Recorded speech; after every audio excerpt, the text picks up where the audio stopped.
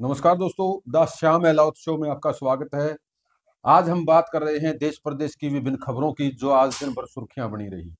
सबसे पहले बात करते हैं चंडीगढ़ में आयोजित राष्ट्रीय स्तर के कार्यक्रम की, जिसमें कानूनों की समीक्षा समारोह आयोजित हुआ, जिसमें मुख्य अतिथि के तौर पर देश के प्रधानमंत्री श्री नरेंद्र मोदी जी पहुंचे।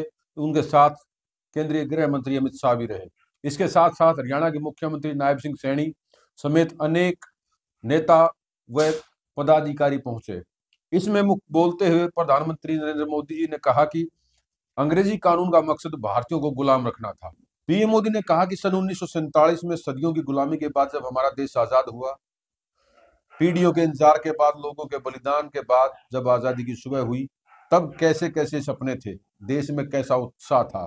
देशवासियों ने सोचा था कि अंग्रेज गए तो अंग्रेजी कानून से भी निजात मिलेगी। अंग्रेजों के अत्याचार के उनके शोषण के जरिए कानून ही तो थे। वहीं प्रधानमंत्री नरेंद्र मोदी जी ने अपने संबोधन में कहा कि भारतीय न्याय संहिता अपने आप में एक समग्र दस्तावेज है और इसको बनाने की प्रक्रिया भी उतनी ही व्यापक है। इसमें देश के मुख्य न्यायाधीशों का सुझाव और मार्गदर्शन रहा है।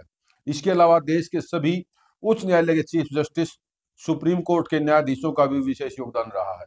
वहीं इस अवसर पर केंद्रीय गृह मंत्री अमित शाह ने 3 नए आपराधिक कानूनों को लेकर कार्यक्रम को संबोधित करते हुए कहा कि इसमें पहले जो कानून थे वो 160 साल पहले बने, अंग्रेजों द्वारा बनाए गए, अंग्रेजों की संसद में बनाए गए और अंग्रेजों की जगह अंग्रेजों के शासन की सुरक्षा के लिए बनाए गए ये कानून जो जो थे वो काफी पुराने हो चुके थे और उस ढर्रे पे जो है आज के देश को नहीं चलाया जा सकता।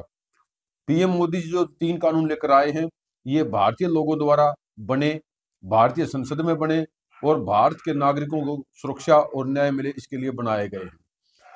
आज का जो कार्यक्रम रहा, इसमें विशेष तौर पर जो 3 नए कानून हैं उनका मसौदा जो है वो सभी नेताओं के द्वारा रखा गया और उनकी जो है व्यापकता और उसके महत्व के बारे में जानकारी दी गई। इसके साथ ही पिछले 6 दिन से जो है वो शीतकालीन सत्र लंबित पड़ा है, बार बार स्थगन हो रहा है, बार बार विपक्ष जो है वो वॉकआउट कर रहा है। संसद के शीतकालीन सत्र के 7वें दिन भी गतिरोध जारी रहा। अदानी मामले में विपक्ष ने लोकसभा के का वॉकआउट किया, उसके बाद संसद परिसर में जो है विरोध करने लगे। लोकसभा में नेता प्रतिपक्ष राहुल गांधी, कांग्रेस सांसद प्रियंका गांधी वाड्रा और इंडिया ब्लॉक के सांसदों ने अडानी मामले पर संसद परिसर में ही विरोध प्रदर्शन शुरू कर दिया। लेकिन विशेष बात यह रही कि इस प्रदर्शन में समाजवादी पार्टी और तृणमूल कांग्रेस कहीं नजर नहीं आई। वहीं जो लोकसभा जो है स्पीकर हैं ओम बिरला, उन्होंने सांसदों को दो टूक कहा है कि अगर ऐसे ही कार्रवाई टलती रही तो रविवार को भी सदन बुलाया जाएगा। यानी कि कहीं ना कहीं जो गतिरोध लोकसभा और राज्यसभा में है वो अपने आप में एक बड़ा मुद्दा बनता जा रहा है। इसके बाद बात करते हैं विदेश मंत्री जयशंकर की। विदेश मंत्री जयशंकर ने कहा है कि एलएसी पर हालात सामान्य है।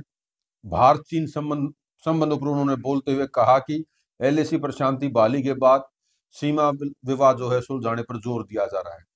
इसके साथ ही महाराष्ट्र का जो चुनाव हो चुका है लेकिन सरकार अभी भी नहीं बनी है, उसको लेकर एक नया जो फॉर्मूला सामने आ रहा है, उसमें ये जो चीज निकल कर आ रही है वो ये है कि 22 जो विभाग हैं वो भारतीय जनता पार्टी अपने पास रखेगी, 11 से 12 जो है वो अजीत शिंदे को दिए जाएंगे और 9 या 10 जो है मंत्री जो विभाग हैं वो अजीत पवार के हिस्से में आएंगे।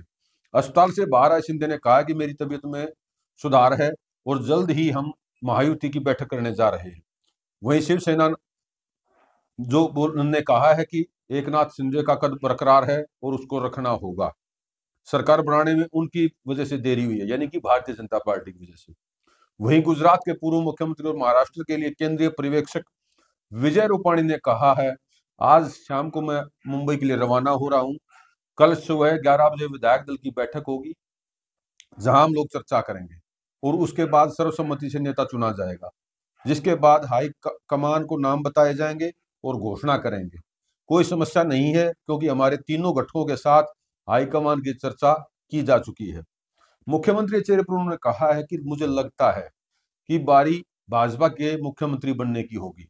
दूसरी तरफ महाराष्ट्र सीएम के नाम पर 11 दिन बाद भी मुहर न लग पाने पर विपक्ष भी चुटकी ले रहा है।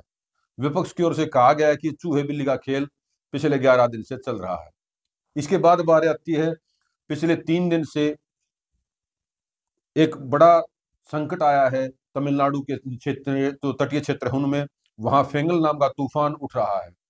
और अब तूफान तो धीरे धीरे जो है ढीला पड़ गया है, लेकिन वहां जो अस्त व्यस्त हुआ है, बाढ़ की स्थिति उत्पन्न हो गई है, उसको लेकर पीएम मोदी ने तमिलनाडु के सीएम स्टालिन से भी बात की है और मदद का पूर्ण रूप से आश्वासन दिया है। इसके साथ ही एक और चीज निकल कर आई, वो भी दक्षिण भारत से है। केरल में एक बहुत बड़ा भीषण जो है सड़क हादसा हुआ है। इसमें बस को ओवरटेक करने के चक्कर में गाड़ी के परखच्चे उड़ गए। कार में जो है 5 मेडिकल के छात्र सवार थे और आप दुर्घटना का अंदाजा इस बात से लगा सकते हैं कि 5 छात्रों के जो शव हैं वो कार को काट कर निकालने पड़े। इसके जो ये घटना हुई है, इसको लेकर विभिन्न राजनीतिक संगठनों द्वारा भी गहरा शोक व्यक्त किया गया है। इसके बाद आज दिन भर चर्चा का विषय रहा वो है चौधरी चरण सिंह अंतर्राष्ट्रीय एयरपोर्ट और ताजमहल को बम से उड़ाने की धमकी। सबसे पहले बात करते हैं चौधरी चरण सिंह एयरपोर्ट की। आज सुबह उस समय हड़कंप मच गया चौधरी चरण सिंह एयरपोर्ट पर लखनऊ में, जब एक कार्गो विमान के लगेज की स्कैनिंग के दौरान सामान में 6 महीने का भ्रूण बरामद हुआ।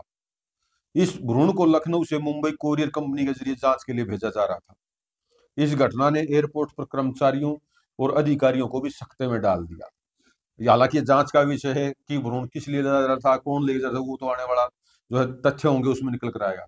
इसके बाद जो दूसरी महत्वपूर्ण खबर रही वो रही ताजमहल को लेकर एक धमकी भरी मेल पहुंची है। उस मेल में कहा गया है कि ताजमहल को बम से उड़ा दिया जाएगा। उसमें ताजमहल में बम लगा दिया गया है और वो सुबह 9 बजे फटेगा। इसके बाद से सुरक्षा एजेंसियां जो है जांच में जुटी हैं और देर शाम तक भी जो है वो जांच जारी रही। इसके बाद बारी करते हैं शेयर मार्केट की। शेयर मार्केट की अगर हम बात करें तो सुरक्षा डायग्नोस्टिक के आईपीओ का आज आखिरी दिन रहा। 2 दिन में ये टोटल 25% सब्सक्राइब हुआ और 6 दिसंबर को बाजार में शेयर लिस्ट होंगे। वहीं सेंसेक्स 597 अंक की तेजी के साथ 80,845 पर बंद हुआ है। निफ्टी भी 181 अंक चढ़ा। वहीं अडानी पोर्ट टॉप गेनर रहा। मॉर्गन स्टैनली ने भारत की जीडीपी ग्रोथ का अनुमान घटाया है। वित्त वर्ष 2025 के लिए 6.7 से 6.3 का परसेंटेज किया गया है। जुलाई सितंबर के बीच जीडीपी ग्रोथ घटकर 5.4 हुई है। इसके बाद जो महत्वपूर्ण घटनाक्रम एक और रहा वो पंजाब का रहा। पंजाब सिख गुरुद्वारा कमेटी द्वारा अकाली दल अध्यक्ष सुखबीर सिंह बादल अकाल तख्त साहिब द्वारा कल उन्हें धार्मिक सजा सुनाई गई है, जिसमें वो गले में पट्टिका लगाए अमृतसर के स्वर्ण मंदिर में पहुंचे आज, और सजा के तौर पर स्वर्ण मंदिर में उन्होंने सेवादार के रूप में काम किया। बर्तन साफ किए, जूते साफ करने का उनको निर्देश मिला है। अकाल तख्त ने 2007 से और 2017 के बीच पंजाब में श्रोमणी अकाली दल और उसकी सरकार में की गई गलतियों का हवाला देते हुए उन्हें यह सजा सुनाई।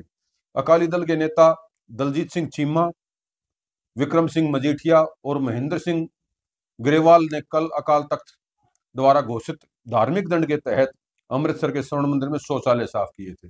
ये तमाम जो है विभिन्न प्रदेशों की देश भर की खबरें सुर्खियों में बनी रही। इसके बाद बात करते हैं हम हरियाणा की। हरियाणा में जो राजनीतिक घटनाक्रम है उनमें सबसे पहले हम बात करते हैं ट्रांसपोर्ट मंत्री अनिल विज की। अनिल विज ने एक घोषणा की है कि अब प्रत्येक बस स्टैंड पर एक व्हील चेयर जरूर मिलेगी। आपको बता दें कि प्रदेश के हर बस स्टैंड को लेकर व्हील चेयर की जो उन्होंने घोषणा की है उसको लेकर एक दिव्यांग द्वारा अपनी बात रखी गई थी और अनिल विज को अपनी परेशानी उससे अवगत कराया था, जिसको लेकर उन्होंने अब ट्रांसपोर्ट विभाग को जो है अधिकारियों को निर्देश दिए हैं कि प्रत्येक बस स्टैंड पर एक व्हील चेयर अवश्य होनी चाहिए। इसके बाद बारी आती है एक अन्य नेता की, वो है किरण चौधरी। किरण चौधरी विधानसभा में जिस प्रकार से अनेक मुद्दे उठाती रही थी जनहितैषी के, उसी तरह अब वो राज्यसभा में भी अपनी जो है बात रखने जा रही है। राष्ट्रीय स्तर पर संसद में मांग उठ रही है। इस कड़ी में उनके द्वारा संसद पटल पर उठाए गए जनहित के मुद्दों की एक कड़ी और सवाल है। उन्होंने पूछा है कि देश में खासकर हरियाणा में जैविक खेती को बढ़ावा देने के लिए सरकार द्वारा क्या पहल की गई।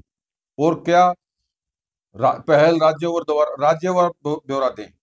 उन्होंने पूछा कि जैविक खेती के लिए हरियाणा सहित अन्य राज्यों के लिए मंजूर की गई धनराशि कितनी है। किरण चौधरी ने पूछा है कि क्या सरकार ने जैविक खेती को बढ़ावा देने के लिए जैविक खेती से किसानों को होने वाले लाभ की जानकारी के लिए क्या जागरूकता अभियान चलाया है, और अगर जागरूकता अभियान शुरू किया गया है तो उसका ब्यौरा दें। यानी कि राज्यसभा में जाने के बाद भी किरण चौधरी अपने उसी पुराने फॉर्म में नजर आ रही हैं, और उन्होंने जिस तरह से राज्यसभा के पटल पर अपनी बातें रखी हैं वो काबिल तारीफ है। इसके अलावा एक और जो आज दिन भर चर्चा का विषय रही खबर वो रही गैंगस्टर्स और पुलिस की मुठभेड़ के बाद 7 बदमाशों को पुलिस द्वारा गिरफ्तार किया जाना। जी हाँ, Sonipat special anti gangster unit sector 7 ने बड़ी कार्रवाई की है और लॉरेंस बिश्नोई गैंग के शार्प शूटर और सिद्धू मूसेवाला के कत्ल को अंजाम देने वाले कुख्यात बदमाश अंकित शेरशाह और उसके 6 साथियों को गिरफ्तार किया है। पुलिस के अनुसार कई दुकानदारों से व्हाट्सएप के माध्यम से करोड़ों की रंगदारी मांगी जा रही थी। आपको बता दें कि Sonipat anti gangster unit sector 7 की क्राइम ब्रांच ने जो टीम ने बदमाशों को 4 पिस्टल और 2 जिंदा कारतूस के साथ पकड़ा है। गिरफ्तार बदमाश निवासी गांव शेरशाह अपने 6 अन्य साथियों के साथ मिलकर शेरशाह के नाम व्यापारी और दुकानदारों से रंगदारी मांग रहे थे। गिरफ्तार बदमाश सागर निवासी शेरशाह, संदीप निवासी गांव राठदाण सोनीपत, मोहित निवासी रोहतक, अमित निवासी खेवड़ा और पंकज निवासी सैनी मोहल्ला सोनीपत आदि शामिल। तो ये जो घटनाक्रम रहा पूरे देश और प्रदेश भर का वो आपके समक्ष रखा गया है। आपसे आग्रह है और आशा है कि हमारा हौसला अफजाई के लिए आप चैनल को सब्सक्राइब करेंगे, लाइक करेंगे, इसके साथ ही हमें सजेशन देंगे कमेंट बॉक्स में, ताकि हम इस जो हमारा जो प्रस्तुति है उसमें और अच्छा सुधार कर सकें। फिलहाल के लिए इतना ही, धन्यवाद।